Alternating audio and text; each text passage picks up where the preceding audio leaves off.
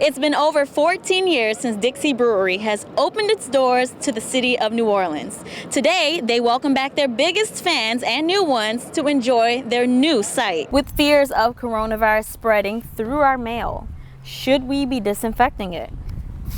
Right now, I'm standing strategically to cover the remains of a worker killed in the Hard Rock collapse, something his family and residents are urging the city to do permanently.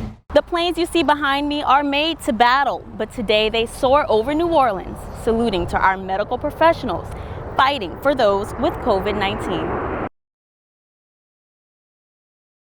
If you are looking for a show, you have come to the wrong place. But if you are looking for a venue for productive dialogue on topics related to the Hard Rock collapse, this is where you will find it. A unanimous vote by the City Council paved way for a new special committee to investigate what went wrong with the Hard Rock Hotel. Councilman Jason Williams was emotional as he spoke about the city belonging to the New Orleanians. This development might be privately owned, but the New Orleans skyline that it has destroyed certainly belongs to us all.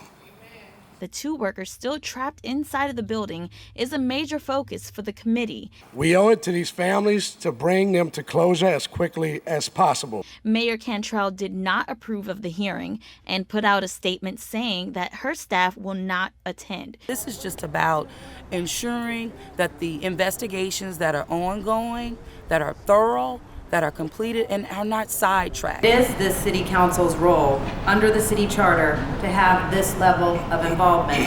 At the end of the meeting, residents were able to express their concerns and ideas. Some suggested that the council include people from the community in the committee. They could be bought at a price, but the corporation of the low people cannot be bought at a price because you know why? They got to live through those crises. The council now has authority to look into all aspects of the Hard Rock Hotel collapse, and New Orleanians have a chance for their voices to be heard. We talking about the bodies. My wife had to work today, and honey, I'm sorry, but I'm having a good time. Some started their day off with a beer in hand to celebrate Dixie Brewery's first day open in New Orleans East. This is a very great thing that's going on in New Orleans at this moment. To be brewed here in New Orleans, that's the best thing about it. Everyone is here because of the beer, so what do they think? I like the voodoo, that's my favorite. I'll drink it all the time. Definitely the experimental midnight voodoo. It's very dark, but it's very light on the palate. You would never guess it was as stout. I would love to try this with some king cake, to be honest. It's been over 14 years since Dixie Brewery has opened its doors to the city of New Orleans. Today, they welcome back their biggest fans and new ones to enjoy their grand opening. And since it's been closed, it's everybody, I think, in New Orleans has been looking forward to this day, because it's been since Katrina. It's New Orleans. You had to be a fan. Just wait for it to come back to town. After Katrina, Dixie decided to brew in other states in order to keep business going. Now, all brewing will happen in the new location. As for New Orleans East, it has been struggling for quite some time now. I think it'll really help the city for employing people out here in New Orleans East. It's going to be a big help to this area. This is a project that Gail Benson and the late Tom Benson began in 2017 when they gained majority ownership of the company. Their plans was to return to New Orleans in 2 years. Today, that goal was met.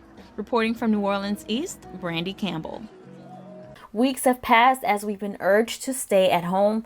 Today, people all over the city took a step outside under blue skies in honor of our heroes.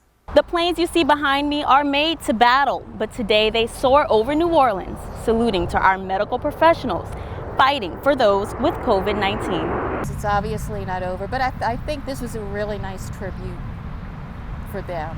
The flyover was put on by the Louisiana Air Force and National Guard using F-15 fighter jets and B-52 bombers. It was a captivating sight and a unique way to uplift our frontline workers. It's very intense. You know, you're living every day wondering, hey, you know, am I going to be next? Is the person next to me, my coworker, going to be next? Giovanni's best friend works in UMC. He asked him to be here today. And I said, of course, I'm going to come here and support y'all and everything. So, you know, by him working there and everything, he putting his life in danger. And like many others, he gives his friend words of encouragement, saying, I hope you take care of yourself and everything, and kind of give him some support. Overall, this shows that it is important to thank and support those who serve us. The flyover, that's a really nice tribute. I thought that was really cool. It was fun. It was something to help make them feel that it's worth it. Reporting in New Orleans, Brandy Campbell.